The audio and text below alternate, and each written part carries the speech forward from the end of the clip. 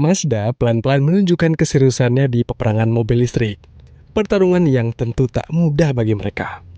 Meski demikian, Mazda tetap percaya diri dengan menghadirkan mobil listrik pertamanya di Indonesia yang menarik secara desain dan punya attention to detail yang sangat istimewa.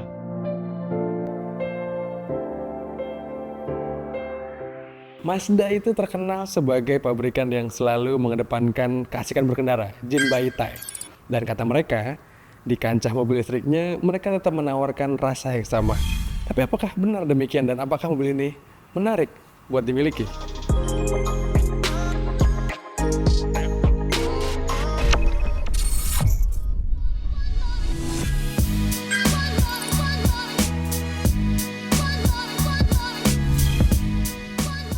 MX-30 ini akan menjadi mobil listrik pertama yang dijual oleh Mazda di Indonesia. Meskipun sebenarnya ini bukan mobil baru, karena mobil ini sudah diluncurkan sejak 2020 silam. Perlu diketahui, mobil ini sekaligus menjadi mobil listrik pertama yang mereka bangun di Ujina Plant No. 1 di Hiroshima, Jepang.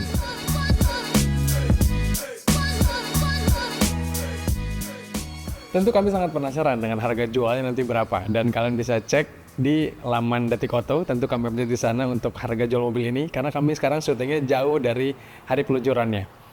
Dan iya, memang kita belum bisa menilai bagaimana rasa berkendara, tentu karena kita sekarang baru sekadar untuk melihat impresi pertamanya aja. Tapi secara desain, kita tentu bisa menilai mobil ini.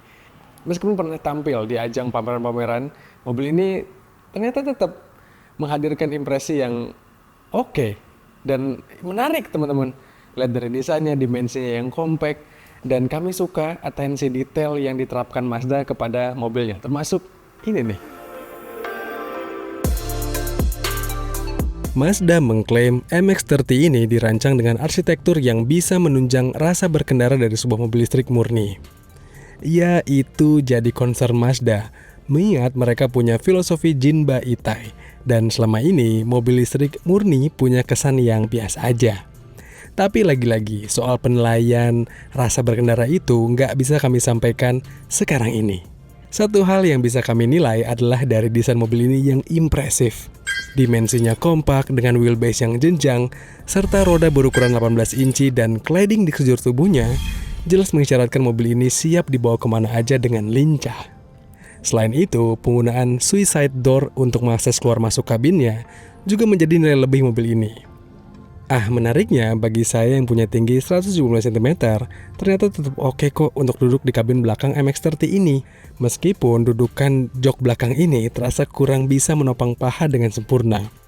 Tapi at least untuk perjalanan di rute perkotaan, bisalah numpang di mobil ini.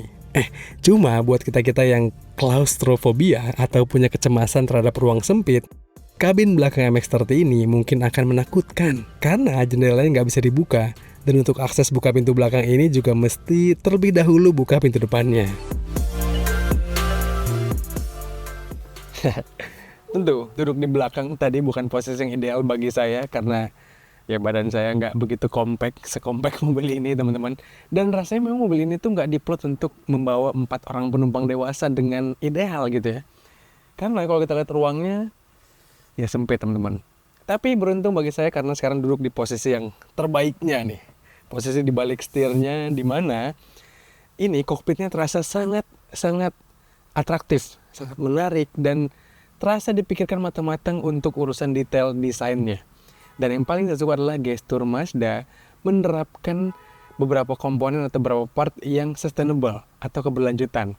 Salah satu contoh yang paling nyata adalah ini. Mungkin kalian agak-agak bingung ngelihat kenapa bentuk konsol di tengah sini atau materialnya agak-agak membingungkan gitu ya. Kenapa materialnya agak-agak umum? Karena ini tuh, yang coklat-coklat ini, Mazda ambil dari tutup botol wine, teman-teman. Itu bukan tanpa alasan, karena Mazda hadir secara sejarah dulunya sebelum membuat kendaraan otomotif gitu ya. Mereka bermain di industri ini, sehingga ini menjadi inspirasi mereka untuk menaruh lagi part yang sustainable itu di konsol mobil ini.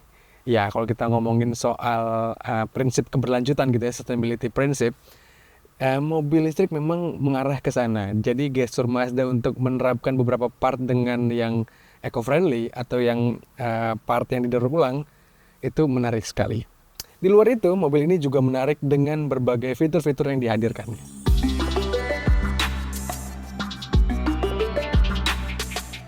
Mazda tentu menghadirkan fitur terkini mereka untuk MX-30 ini. Terlihat dari model head unitnya yang identik dengan kepunyaan Mazda CX-60. Lalu yang unik, mereka mendedikasikan layar di bawah dashboard ini untuk informasi pengaturan AC. Bicara soal fitur juga, mobil ini dilengkapi dengan audio system premium dari Bose. Lalu fitur ADAS khasnya Mazda, seperti Safety Eye Active Sense, juga turut dibawa. Menariknya pula, meski berbadan kompak, ternyata Mazda MX-30 ini bisa dicas dengan sistem pengecasan DC atau fast charging. Sehingga diklaim untuk mengecas mobil ini, dari 0 ke 80% hanya butuh waktu sekitar 40 menit saja.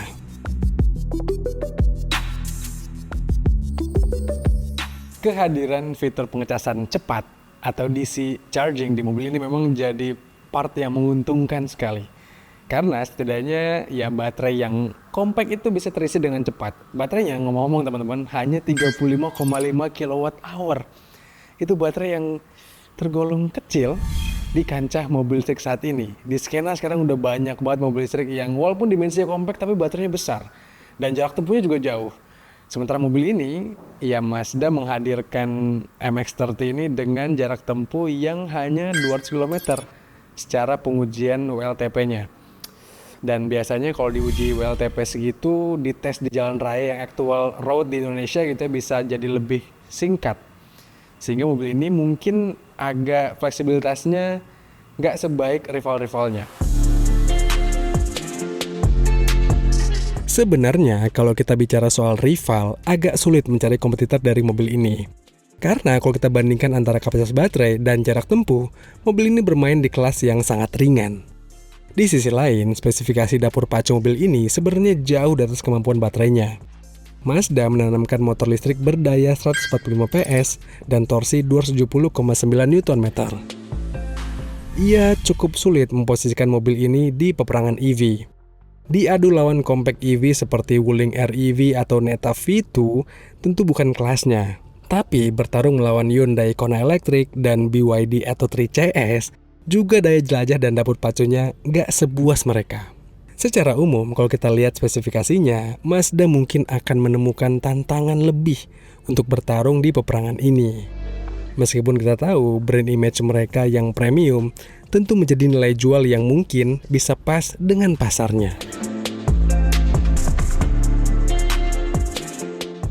Setidaknya mereka berani tap in di perang mobil listrik ini dan semoga harga jualnya kompetitif dan at least mobil ini jelas menarik. Menurut kami demikian teman-teman, menurut kalian gimana? Kira-kira pendapat kalian apa soal mobil ini? Apakah kalian tertarik meminangnya? Coba kalian sampaikan di komentar video kali ini. Dan seperti biasa, jangan lupa untuk baca ulasan lebih lengkapnya di kanal Detik Auto, serta tonton film dari kami di kanal 20 Detik dan kanal YouTube Detik Auto. Jangan lupa untuk kalian subscribe juga. Oke teman-teman, sekian aja. Saya pamit, stay safe dan bye-bye.